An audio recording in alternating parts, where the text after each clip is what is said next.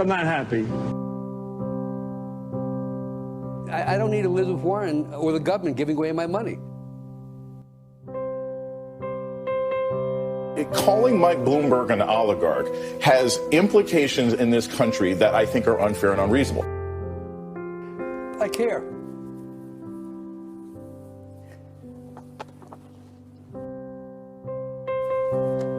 That's it.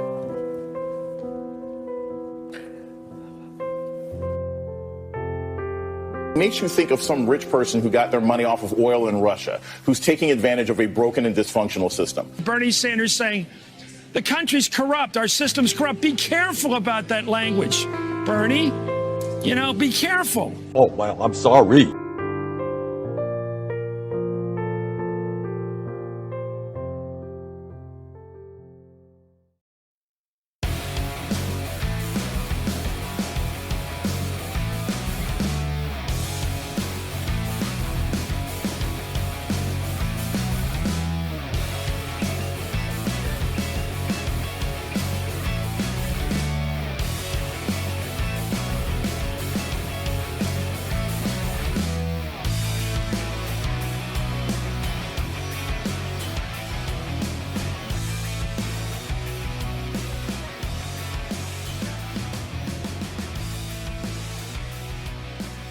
Around the nation, DYT Nation, Jeff Waldorf here. Welcome to the show.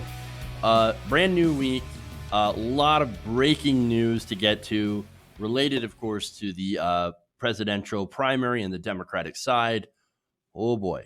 Now, before we get to that breaking news, of course, I want to thank everybody for tuning in. Please like and share the stream if you haven't already.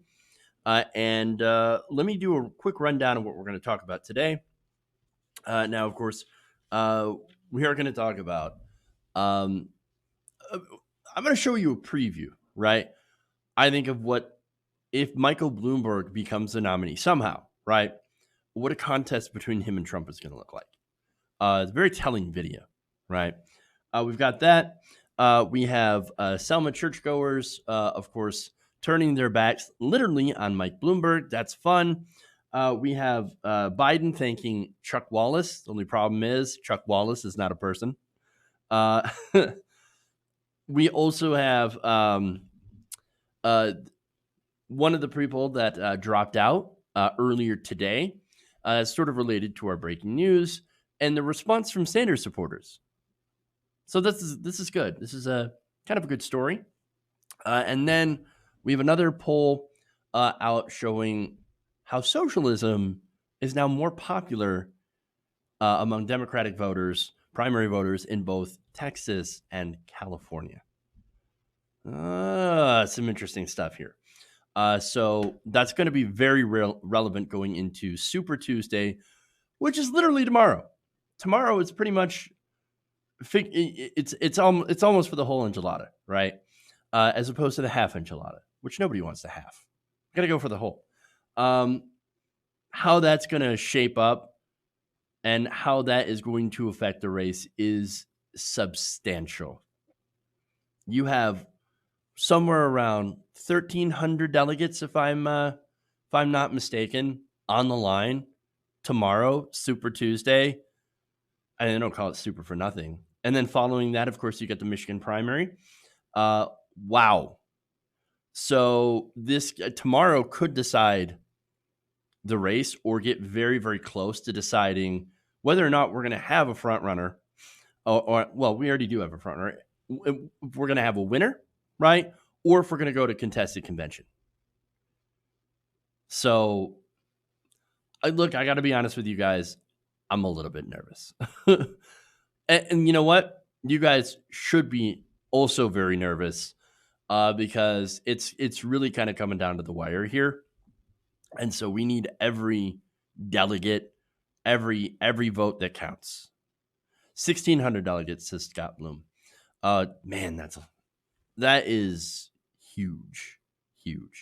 All right. Anyway, so now let's go to some of the breaking news that came in today. So earlier today, it was announced that Pete Buttigieg will be suspending his presidential campaign. So Buttigieg is out. Klobuchar also, breaking news on that, Klobuchar is also out. So that was, look, a little bit of a surprise for me. But actually, when you think about it, South Carolina was, look, if Joe Biden did not do well in South Carolina, then I don't know if Pete or Amy would have dropped. I guess it all really depended on that. But now that Joe Biden had a pretty solid win, look, he got 48% of the vote. His win is no joke. Okay. He got 48% of the vote. It was driven by moderate African-American voters in South Carolina, older, of course. And it just, look, there were more of the electorate, younger African-Americans, young minority voters, and white voters that are progressive. They didn't make up most of the South Carolina electorate. And so you had a massive sweep for Joe Biden. 48%. Bernie Sanders getting second place with about 19%. And then, of course, Tom Steyer, right after his win, dropped out. So gone, right? Now, what's good news about this is that you got a lot of polls in Super Tuesday states that do favor Bernie Sanders. Two of the biggest, of course, you've got Texas and California, where Bernie Sanders in California has a gigantic lead. So there's that. Now, you also have Elizabeth Warren. So now, look, you've got all these establishment candidates that have just dropped. Again, Buttigieg, Klobuchar, Steyer, they're out. The field is now coalescing. You've got all the moderates, basically, except for Michael Bloomberg. And by the way, Michael Bloomberg's not a moderate. He's basically a conservative. He's the Democrats' Donald Trump, basically. But you've got the self-described moderates that have coalesced around Joe Biden. Amy Klobuchar is about to endorse Joe Biden. Pete is also going to endorse Joe Biden. So you've got all those people that are lining up behind Biden, but where's the progressive vote? Well, you have Elizabeth Warren saying, no, I'm going to stay in until the convention. Elizabeth Warren, look, I originally wanted her to run in 2016 before Bernie Sanders. So I was pushing her to run. I wanted to draft Warren, right? I thought she'd make a great president. And would have been a great challenge to Hillary Clinton. She didn't do that. Now she's in that race, but she's only received fourth and fifth place finishes in the states that have had so far. She's projected to lose her own state of Massachusetts. That's going to be a huge upset in favor of Bernie Sanders. She's not expected to do very well. She'll get some delegates, but it makes me wonder if how many delegates she's going to take away from Bernie Sanders. And so I'm a little worried. I'm a little concerned. Like, you got the centrist votes now that, again, there's no more centrist splitting the vote, but you got progressives that are splitting the vote. Uh-oh. Danger mode. Danger. Will Robinson, not good. And yeah, in the words of Michael Brooks, not good. Bad. Michael Brooks. I love that guy, by the way. So this is really bad. Alarms should be going off everywhere. Elizabeth Warren, by the way, if she at all believes in progressivism, because she does have a platform that is not as progressive as Bernie Sanders, but it's the closest among all the candidates. God, if she actually cared about the progressive movement, she could drop out and endorse Bernie Sanders right before Super Tuesday, give it an enormous boost, right? Whatever clout she had left, because after Super Tuesday, that clout is going to be gone. It's already fading super fast. Whatever she has, she's got to put it on the line for Bernie Sanders right now, where he needs it the most. This is Massachusetts in 2016 all over again.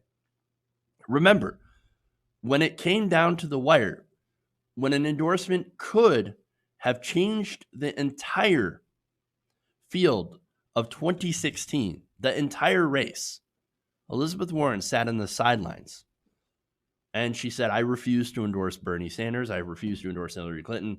I'm just going to sit back and I'm going to let whatever happen. And Bernie Sanders lost Massachusetts. Now, I'm not saying he would have won if she had endorsed him, but I think that might have had an impact. Well, we're facing a similar situation today. Would an endorsement help Bernie Sanders? Probably. Would it be a huge deal? I don't know. I don't know how it would be received. But there would have to be some sort of positive effect on Bernie Sanders, and especially now in not splitting the progressive vote.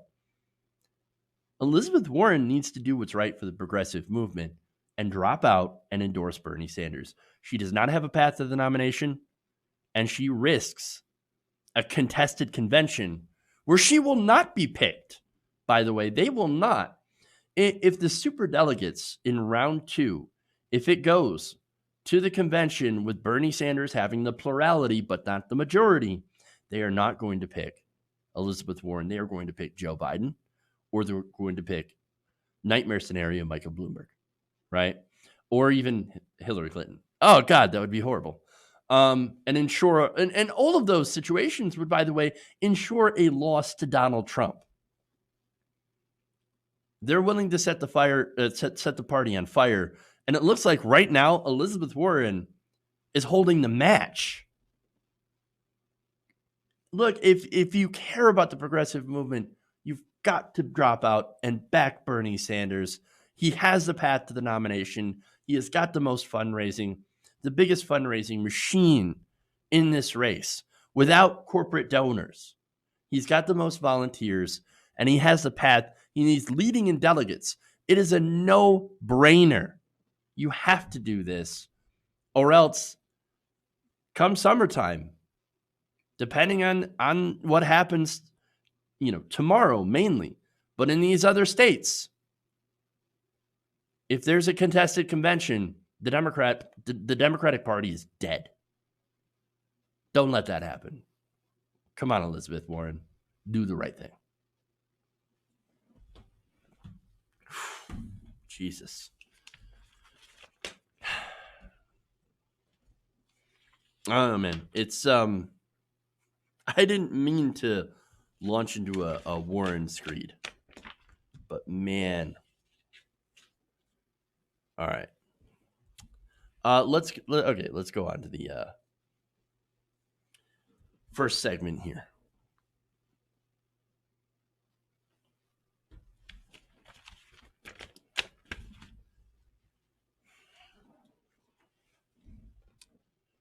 President Donald Trump just gave us what a 2020 election cycle would look like if Michael Bloomberg ended up being the Democratic nominee.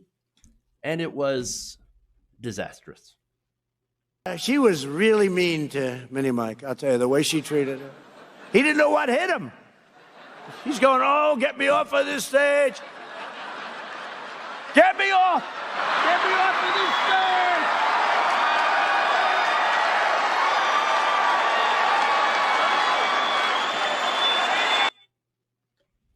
So that was obviously from CPAC. And that was Donald Trump making fun of Mike Bloomberg's height. Look, I don't like the height jokes, but whatever, right? I'm not a majority of the American people. I'm not even, okay, so look, anyway. I think that right there is just one example of why Michael Bloomberg would be crushed by Donald Trump and why I don't think he can be the Democratic nominee.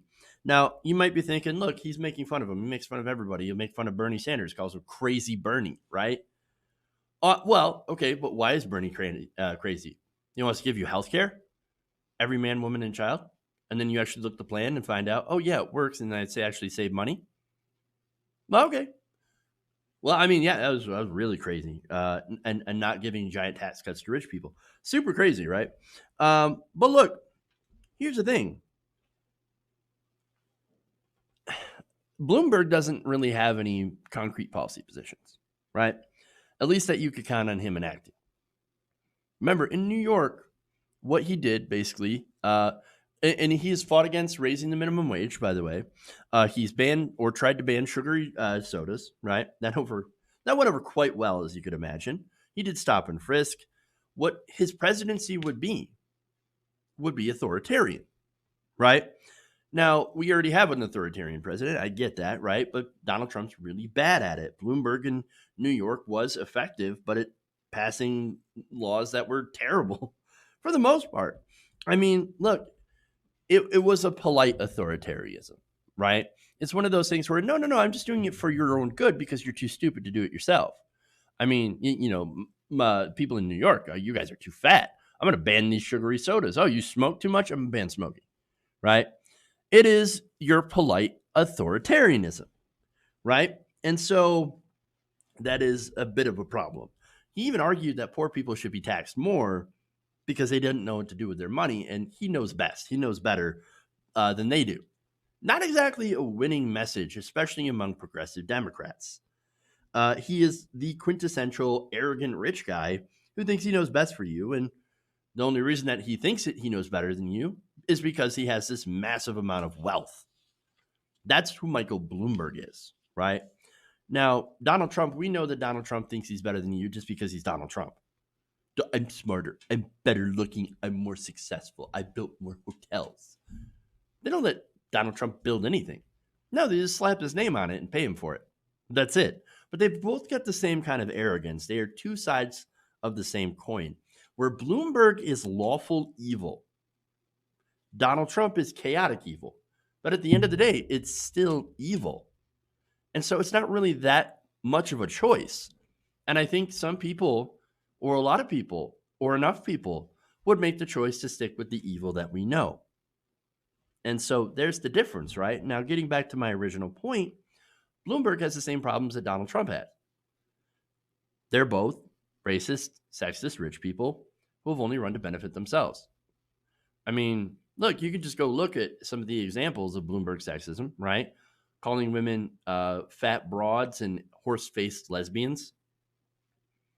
And then he's got those 64 sexual harassment or assault allegations against him, more than Donald Trump does, in which Donald Trump had a ton telling their pregnant employee, oh no, just kill it when it comes to their baby. I mean, come on, dude. Bloomberg's got all the problems and more than Donald Trump. And so, look, right there, you're going to trade one Trump for another. Only this time, it's going to be a competent Trump. Why? Well, the reason that Bloomberg is running is that he wants to stop Bernie Sanders from raising his taxes. He doesn't actually want to be president. He doesn't actually want to win. He wants to stop Bernie Sanders. He wants to prevent him from enacting any part of his agenda. Remember, Michael Bloomberg, again, he has come out and spoke out against raising the minimum wage and has promoted Social Security cuts and Medicare cuts. Same as Donald Trump. So really, I mean, it's basically about themselves and not about helping the vast majority of the American people. Now, Donald Trump, of course, we know why he wanted to be president, make money. He wanted to help his own businesses. We know that. And look, the reason that Bloomberg will lose, despite having more money than God to throw around on endorsements and staffers, is that he has absolutely no charisma. That is an important part of running for president. As terrible as Donald Trump is, you can at least say he's funny, right? But we saw that, Bloomberg is not funny, right? Again, no personality whatsoever. We saw that on the debate stage when Elizabeth Warren dismantled him within the first 5 minutes. That was during the Nevada debate. That's why in the next debate, you ended up having moderators with no control, candidates fighting with each other, speaking over each other, and an audience full of pro-Bloomberg DNC people. And of course, Bloomberg has given lots of money to the DNC to set it up this way. He bought off the debate. He cannot win. And by the way, Bloomberg can't win without buying people. And that's it. Now, you can't do that with the voters. And as much as I hate this fact, a lot of politics is style over substance. Donald Trump has this weird natural charisma, right? He's a showman. He's a carnival barker. He's a clown, but clowns are funny. And so there it is. People are entertained by those things, and Bloomberg has absolutely none of that. He will get mauled in the debates. His lack of meaningful policy positions will turn off unlikely voters. His claims and his record of not being consistent will turn off voters who actually care about that kind of thing. He'll turn off, obviously, progressive voters massively, black voters, young people, Latinos, and he will, just like Hillary Clinton, I believe, end up giving us 4 more years of Donald Trump. And right now, what's going on is that you have the DNC enacting its plan to have a brokered Stop Sanders convention. That's why you have Buttigieg that pulled out and endorsed Joe Biden. You have Amy pulling out, endorsing Biden, of course. But you still have Bloomberg that's in, which is really strange. But again, Bloomberg doesn't actually want to win. He wants to bring it to a brokered convention where either he or Joe Biden get picked by the DNC. And we already know that Bloomberg has paid off members of the DNC to support him. So I don't know what's going to happen, but whatever happens, Joe Biden or Michael Bloomberg should not be allowed to become the Democratic nominee. Because, look, Bloomberg, of course, will positively 100% lose against Donald Trump. And I don't exactly have the most faith in Joe Biden as well. Not good. Very bad. Okay.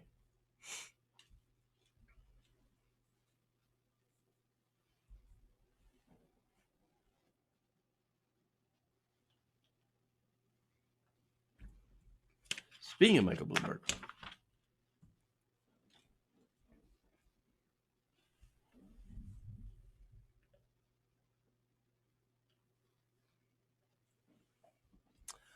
a group of African-American churchgoers protested Michael Bloomberg by literally turning their backs on him in silence as he addressed the congregation. Now, this was at the Brown Chapel AME Church in Selma, Alabama. Now, this entire thing comes as his record on race continues to be a very big issue in this election. I want to go and basically show you what they did, and then we'll do some commentary on why. Take a look. But sadly, it was just another instance of black families being systematically robbed and exploited. Something that didn't end slavery but continued with Jim Crow and redlining. In today's reading from Isaiah, do right, seek justice, and defend the oppressed was the call to action. And that's what our Greenwood Initiative resolved to do. And we're going to do it by achieving 3 things. One, we're going to help 1 million more black families own a home. All right, so you can see that, right? Now, Axios noted that Bloomberg is facing fresh scrutiny on his conduct while New York City mayor, and particularly, of course, stop and frisk, that disproportionately targeted African-American and Latino people, for which the Democratic candidate apologized and admitted that was a mistake during an interview with CBS 60 Minutes. Now, this commemorated service, by the way, marked the 55th anniversary of Bloody Sunday, when state troopers attacked civil rights activists marching in Selma. Now, I think the timing here for this protest is very relevant because here you have Bloomberg, of course, showing the black community exactly how he would govern by using stop and frisk, fighting to prevent the Central Park Five from getting justice, right? Where, Donald Trump took a full page ad out in the New York Times to call for the execution of the Central Park Five. Bloomberg was in court, his administration, fighting against giving these unlawfully imprisoned minorities, African Americans and Latino, from getting their justice, from being able to get what was owed to them for the miscarriage of justice that happened to them.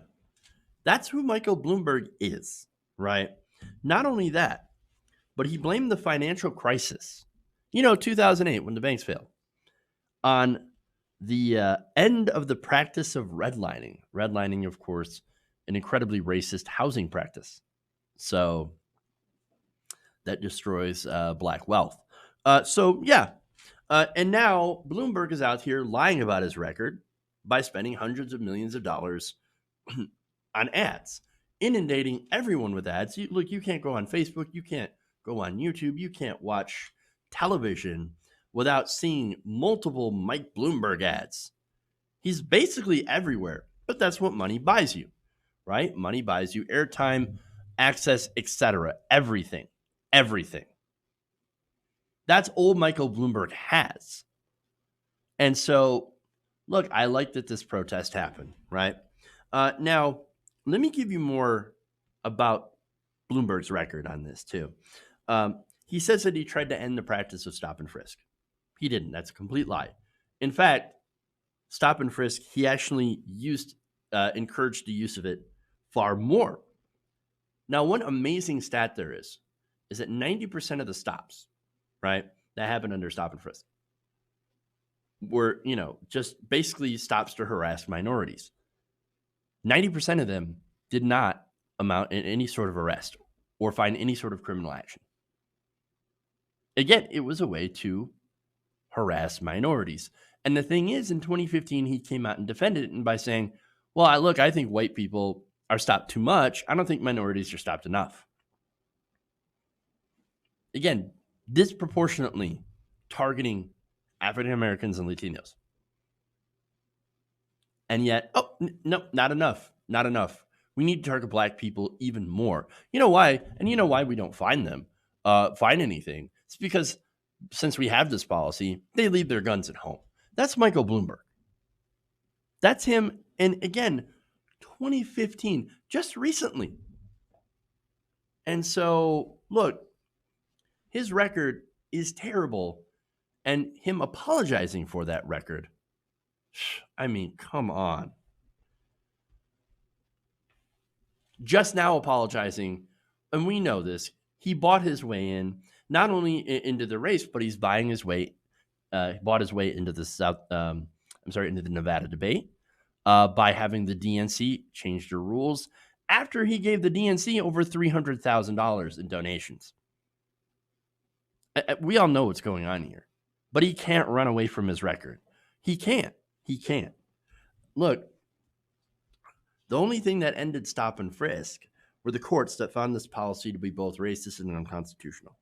And by the way, you can read people's stories about what they experienced under Michael Bloomberg. Benjamin Dixon, friend of the show, excellent journalist, he amplified the stories of black New Yorkers who suffered under this sort of authoritarianism. So with all of that, again, it's important to note that this happened at the 55th anniversary of Bloody Sunday. So the timing is not an accident. Now, this also happened after the Reverend Leota Strong said Bloomberg had initially declined his invitation to address the church. Gee, I wonder why. I'm pretty sure his advice is like, that looks really bad. Go address the church, hear them out. And by the way, Strong also said it's important for the businessman to hear from them, this community. Well, message sent and received. Bloomberg is pretty awful. But you can only see in that video, there's only a few people that were standing, turning their back to him. And I find that very concerning. And not only that, but look, it's not just Michael Bloomberg that's terrible on racial issues. You also had Joe Biden. Joe Biden spoke at the same event and had no protests. But wait a minute, I don't understand that, because Joe Biden worked with segregationists, was proud to work with segregationists. He opposed busing and integration, was proud of the 1994 crime bill. He has lied consistently about his record during the civil rights era, and even lied about being arrested to see Nelson Mandela. He was never arrested in South Africa. That's insanity. It's a complete and utter lie. And so I don't understand how Joe Biden is getting a pass on this, and even Bloomberg is getting somewhat of a pass on this. I mean, he's actually polling, I think, third among African-American voters. You have Bernie Sanders overtaking everyone nationally. Then you've got Biden, and then you've got Bloomberg with African-Americans. I mean, it's insane. It's insane. In fact, Joe Biden, by the way, overwhelmingly won with older African-American voters in South Carolina. These are the same people who were alive during civil rights. It doesn't make any sense. And neither does the support for Bloomberg among some black voters. But even after all that, at least I love this silent protest because it does bring to light some of these complaints against Bloomberg. And I definitely applaud them for standing up, literally, against Michael Bloomberg and his attempt to run away from his record. Okay.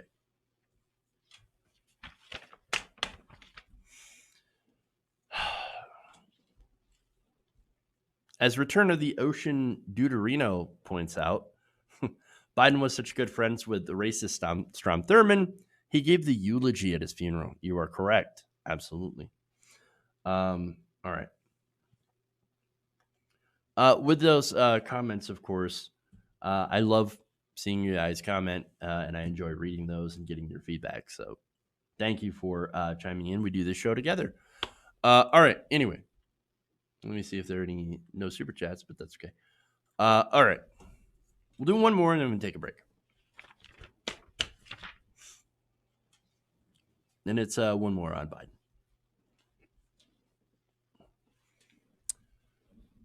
Presidential candidate Joe Biden, fresh off his first primary win in 30 years in 3 attempts at running for president, just made an ironic attack against Donald Trump and also got a newscaster's name wrong.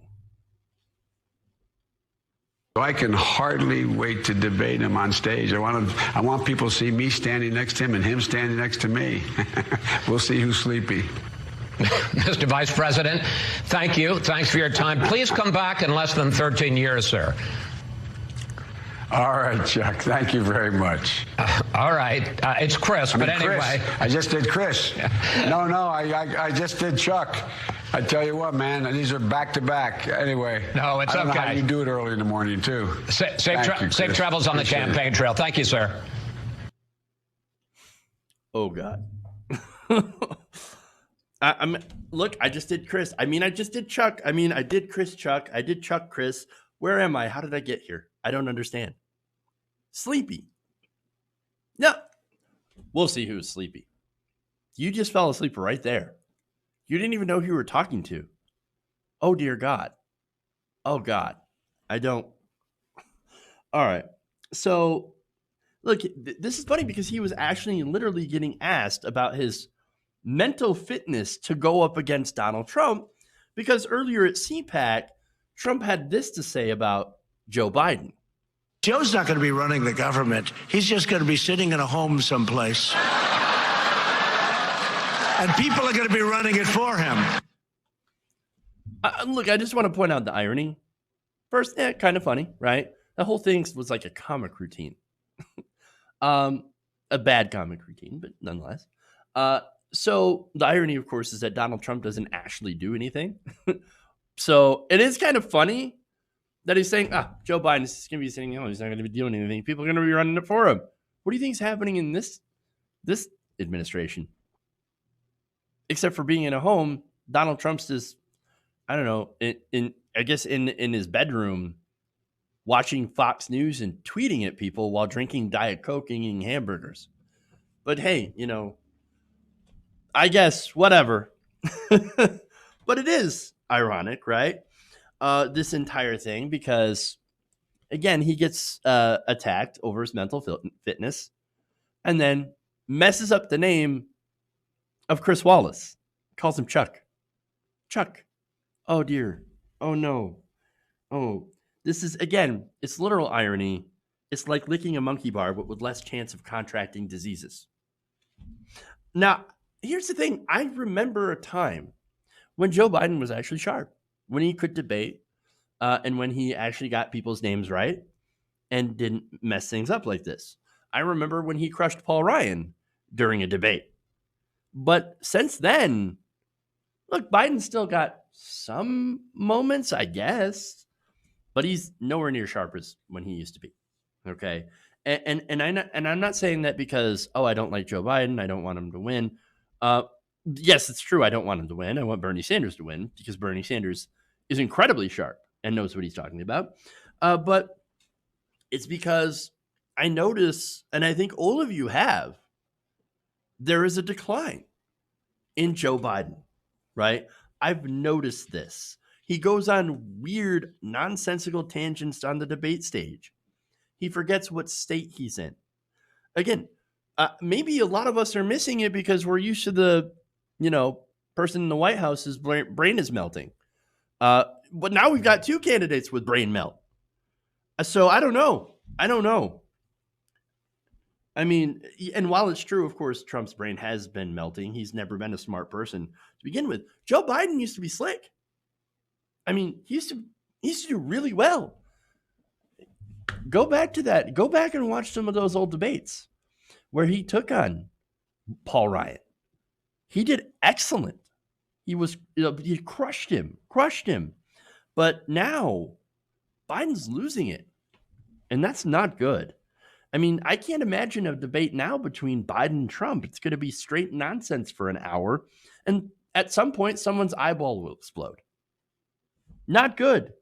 I'm pretty sure we can do better than this. I mean, Bloomberg, yes, would be curb stomped in the debate. We've already seen that, right? Buttigieg is out. Klobuchar is out. You got Warren, who isn't going to win anything. She's consistently placed fourth and fifth in these upcoming in these last races, and the polling doesn't look good for her on some of the next races. It's a two-person race right now. Biden and Bernie. Now, funny enough, and you guys may disagree with me, but I actually do think Elizabeth Warren would do pretty well in the debate against Donald Trump, because taking on alleged billionaires is something that she's actually good at. But she has no path to the nomination, and she keeps trying to burn the bridge with Sanders supporters. And it's really sad because I want to like her, but she keeps trashing us. And it's ridiculous. Taking super PAC money. She's, attacking Bernie Sanders. And it's really sad to see. Okay. It needs to be Bernie versus Biden. And we need progressives all hands on deck to go and fight against this guy. Because if you're interested in taking on Trump, Biden ain't it. He's losing his marbles. And so, no, we've got to have a candidate out there that is smart, that is slick, and that has a path to the nomination that doesn't end up destroying the Democratic Party in the process. That candidate is Bernie Sanders. Okay. All right, I'm going to take a break. We've got more stories coming up, including former Buttigieg supporters are joining forces with Bernie. Fun stuff. And then we've got a poll on socialism. That's awesome. All right, so stay right here. Please like and share the stream. I'll be back in a minute or so, and we've got more stories. So stay right here around the nation.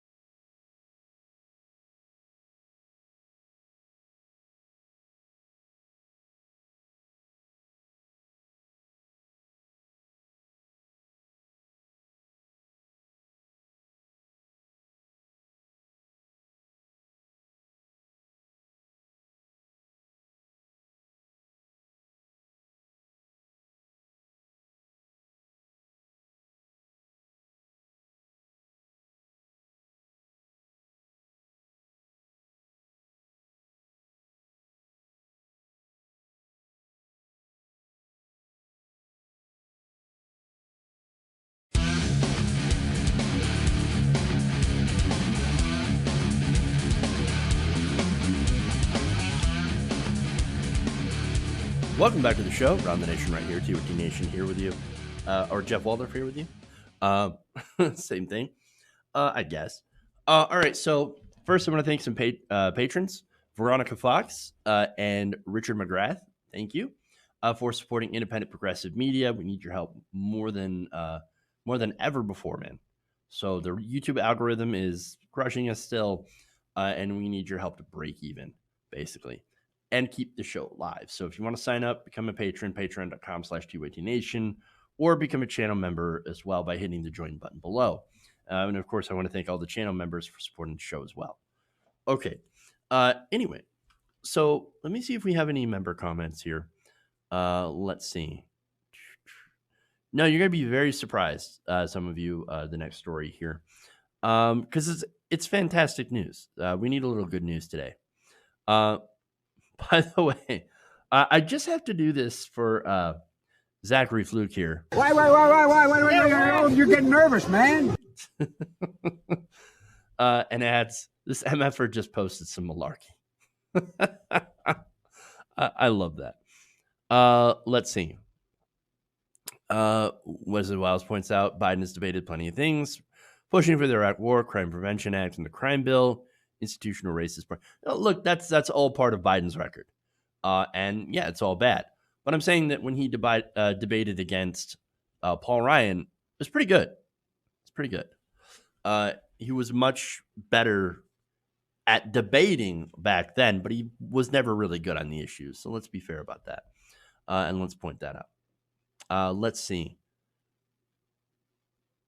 Okay.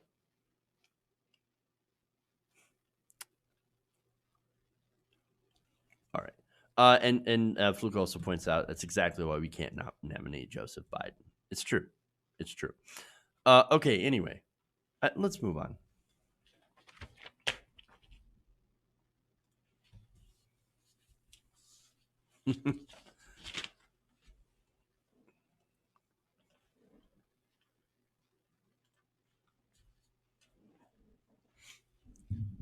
On Sunday night, following a difficult North Carolina primary election, former South Bend, Indiana mayor Pete Buttigieg decided to end his presidential campaign. So now, Mayor Pete was the very first openly gay candidate to run a major presidential campaign. He's also the first to accrue delegates, and those are actually pretty big things when it comes to LGBT rights. And so, in those ways, his campaign was historic. Now that he's out, his supporters now have to choose who to throw their weight behind in their support. And of course, in doing so, will alter the landscape of the primary going forward. So now the question is, who are they going to get behind? If Buttigieg, and he has shown, of course, that he had no path to the nomination, which is why he backed out. Now, before he did that, Morning Consult polled his supporters and asked, if Buttigieg doesn't make it, who's your number two? The results are surprising, at the very least. This new Morning Consult poll, conducted between February 23rd and 27th, said that the plurality of supporters would support Vermont Senator Bernie Sanders as their second pick for president. Now, the numbers, broken down, have 21% of Buttigieg supporters who participated in the poll saying that they would go for Bernie Sanders. Now, this was of 13,428 Democratic primary voters that were surveyed by this. That's not so bad, 21%. Now, let's see. Yes, by the way, I want to do a correction here. It was South Carolina. I don't know why I said North Carolina. Got my Carolinas mixed up, weirdly enough. So anyway, on social media afterwards, Pete to Bernie started trending. And that saw a lot of supporters of Buttigieg declare their intentions of supporting Bernie Sanders. So now I want to share some of those. It's kind of important. Beth said, it's official. I'm ready to go. I'm proud to have supported Pete. And I made sure, and I believe he made the decision to suspend his campaign for the right reasons. I'm officially Pete to Bernie and made my first non-Pete donation of the cycle. Well, that's awesome. Welcome to the, not me, us, Beth. Peter Severance says, as a Massachusetts voter, I love Elizabeth Warren dearly, but I'm going to vote for Bernie. Very similar platforms, But Bernie has built the most winning campaign by far. Biden has no money, no organization, and no energy, as Trump would say. Pete to Bernie, all you Pete people, please. So there you go. Now, Jordan Evans also says, I was a proud Pete Buttigieg supporter and was all in 100%, but I was for Pete for the same reason I'm now for Bernie. We can't keep playing by the same old political playbook, and I expect different results. Pete to Bernie is real, and I'm all in. And again, welcome, Jordan. And Cody Gaddis says, Pete Buttigieg was who I supported for the nominee. However, with him suspending his campaign, I am now voting for Bernie Sanders. We need a candidate who and will defeat Donald Trump. That is Bernie. I urge those who supported Beat to also support Bernie. All right. So now there are a lot of others, right? Now, I also agree with John Graziano here on Twitter when he said, I was pretty hard on old Pete, but the tide of his supporters who are now turning to Bernie is giving me hope. To all the Pete to Bernie peeps, we all deserve better than the current system. Thanks for making it happen. Absolutely. I do. Look, I love that, right? Now, will this be a gigantic boost to Bernie Sanders? Well, most support is always welcome. And it's better than that 21% support going to Amy Klobuchar, who, by the way, has dropped out. So it wouldn't go there anyway. But going to Bloomberg or Biden, which, by the way, I've got numbers on Bloomberg and Biden as well. But 19% Buttigieg supporters said they would support Vice President Joe Biden. The same said that they would throw a weight behind Massachusetts Senator Elizabeth Warren. 17% said they would back former New York City Mayor Mike Bloomberg. So understand, 21% is not a huge victory, right? And in the end, it's going to benefit basically everyone sort of equally, right? Morning Consult said the division of support would amount to about 2% percentage point boost for all four candidates in national polling. Now, we'll see now if that turns out, if that poll is generally right. But I got to say this, to any Buttigieg or Amy Klobuchar supporters that want to avoid a chaotic contested convention, and by the way, I'm also adding Warren supporters, despite the fact that she is still in the race, that contested convention is only going to help Donald Trump. They're already tweeting about how corrupt the Democratic Party is and how they're going to steal it from Bernie Sanders, which is absolutely their plan. If you're going to help Republican messaging, well, that's not good. No, that's why you need to get behind Bernie Sanders. Right now, he's leading in delegates. He's looking really good going into Super Tuesday, and he's the only one that can match up and beat somebody like Donald Trump. So if you want to avoid the messiness that would basically spell the end of the Democratic Party, jump to Bernie Sanders. Listen to your peers. Consider listening to these, Pete to Bernie voters. And because here's the thing, right? I know a lot of you might take a look at Twitter and be like, are you nuts? People who supported Pete and Amy would go to Bernie Sanders?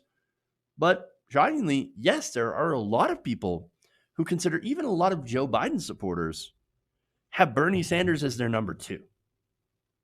So understand that, right? Twitter is a tiny little bubble, right? And sometimes, look, even I get oblivious to that fact, that it does not represent real life. And that voters, generally, you can't put them all in boxes, right? You got people who support Amy Klobuchar going to Bernie Sanders. You got Bernie Sanders supporters going to Klobuchar, or would have if she hadn't dropped out. I mean, it's really strange. And so, it's not surprising to see that there's a decent amount of Buttigieg supporters that are now making the transition to Bernie Sanders. And I'm only hoping that trend continues and that we actually end up seeing more people go over to Bernie than to some of the other candidates like Elizabeth Warren, who no longer has a path to the nomination. And so we'll see.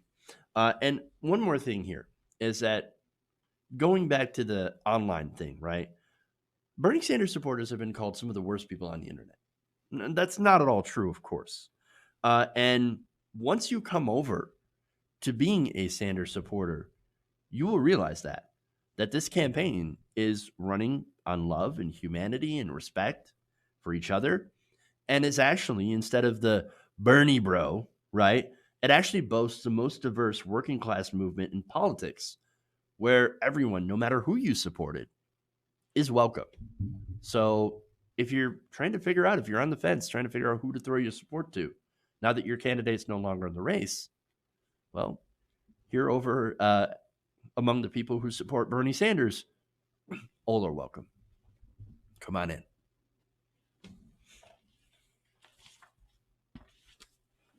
Okay.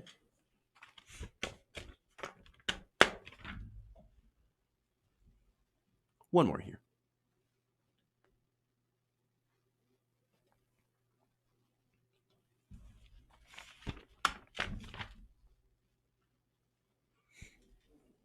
All right.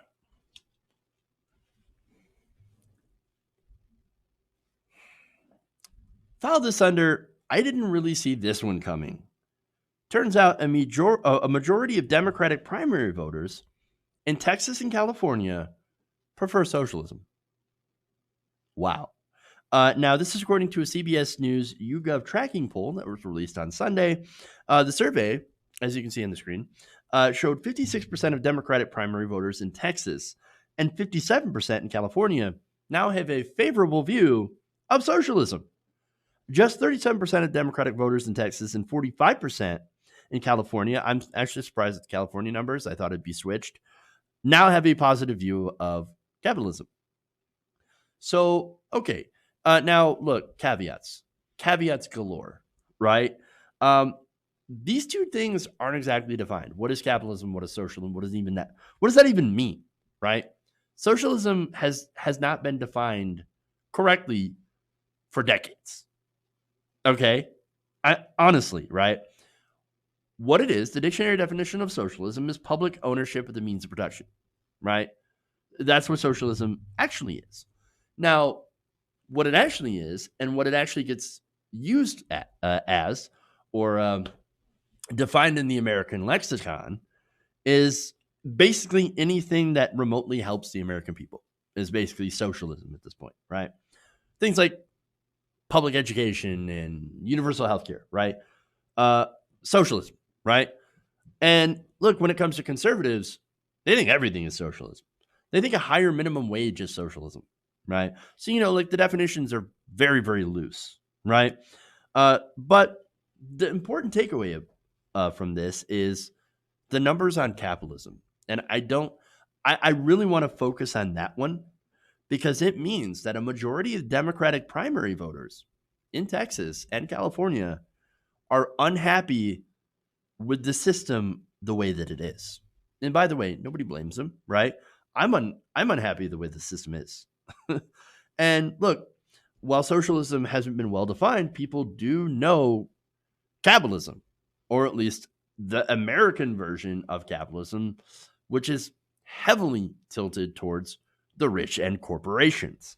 Now, the capitalism that we know is when your EpiPen skyrocketed in price and now costs $600 for a pack of 2, when it literally takes about $1 to produce. Capitalism, right? Capitalism is when your insurance company rips you off because it decides not to cover a medication or a procedure and ends up charging you with the bill. That's capitalism, right?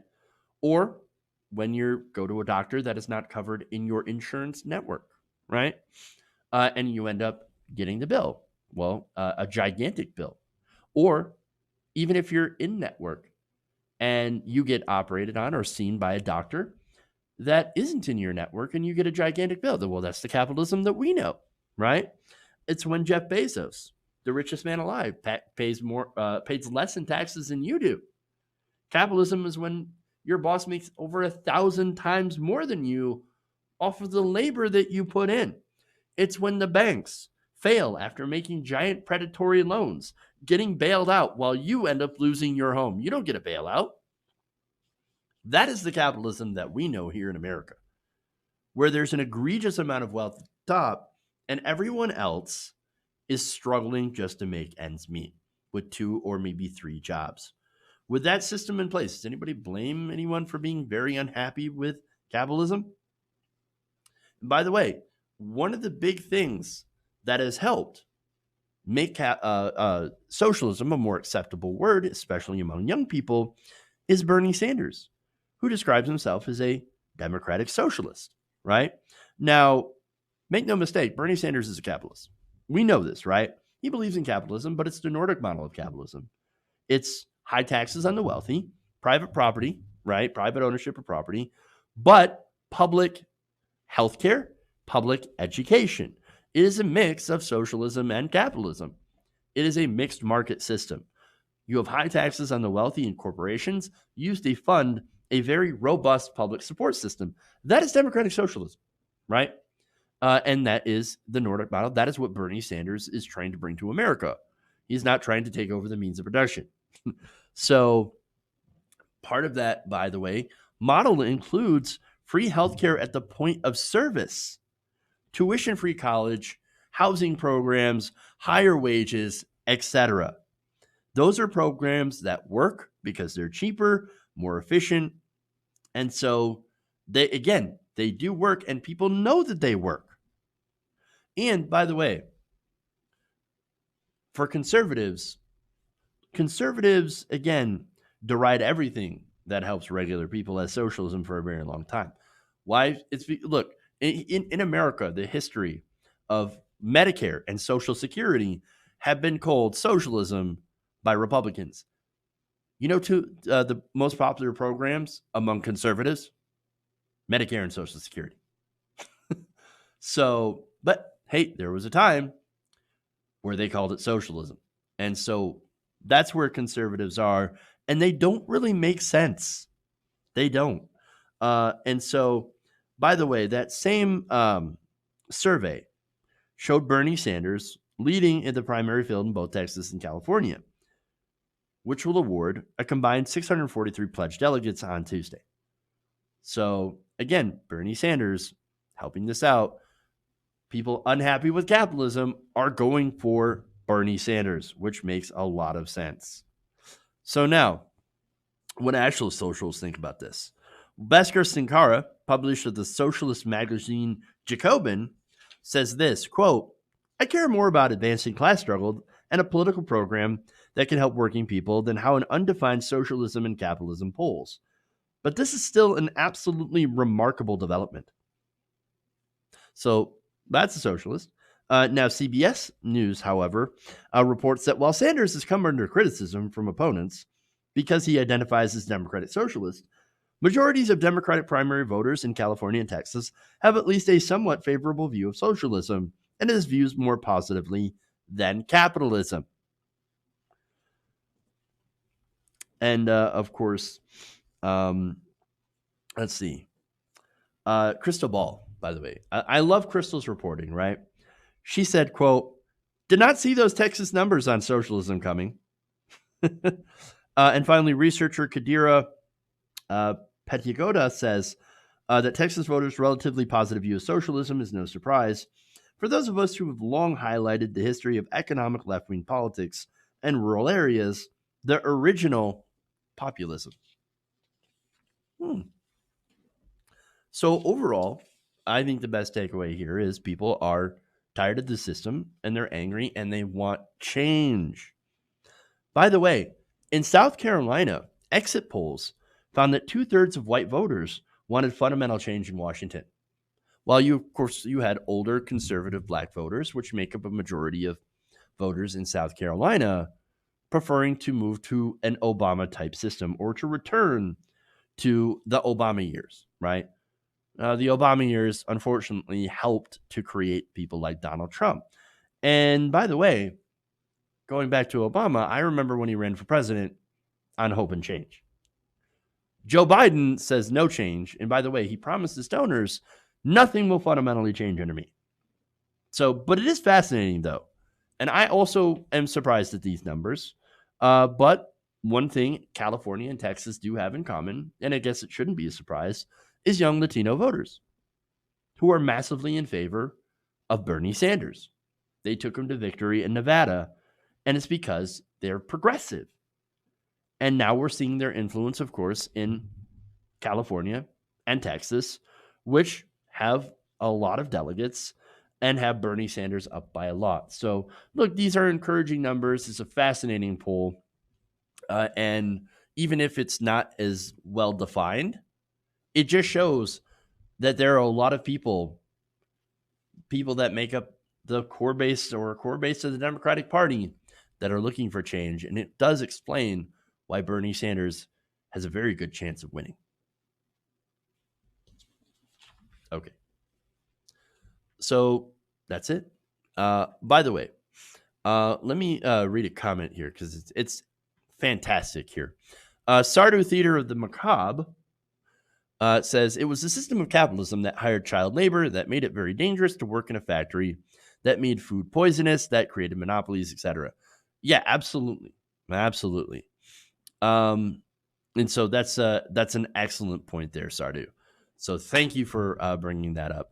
And look, I could have gone with those examples for quite some time, but in the interests of time. All right, guys. By the way, Zachary Fluke in the super chat says Obama ran on hope and change. And when he got elected and inaugurated, said change is here. So that was the only change he was really proposing. Oh, look, it's your classic bait and switch, really.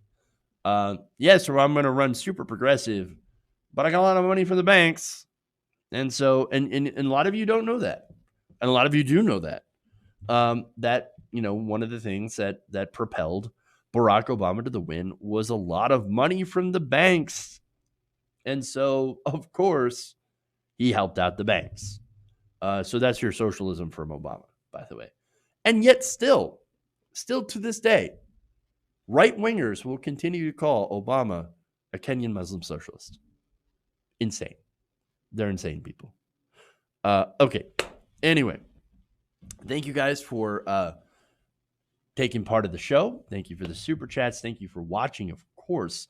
Please like and share the stream. Like and share the videos.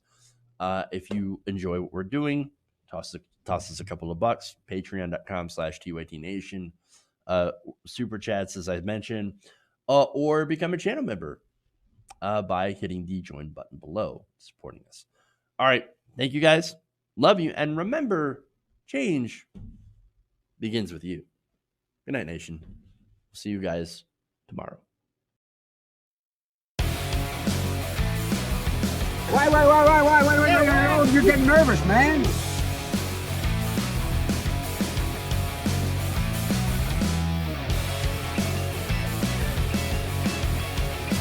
Oh, man, I'm sorry.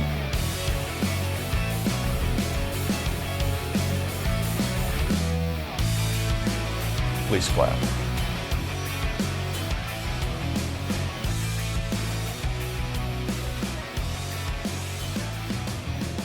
Mike Pounds. They're kicking me out the door. They're kicking me out the door.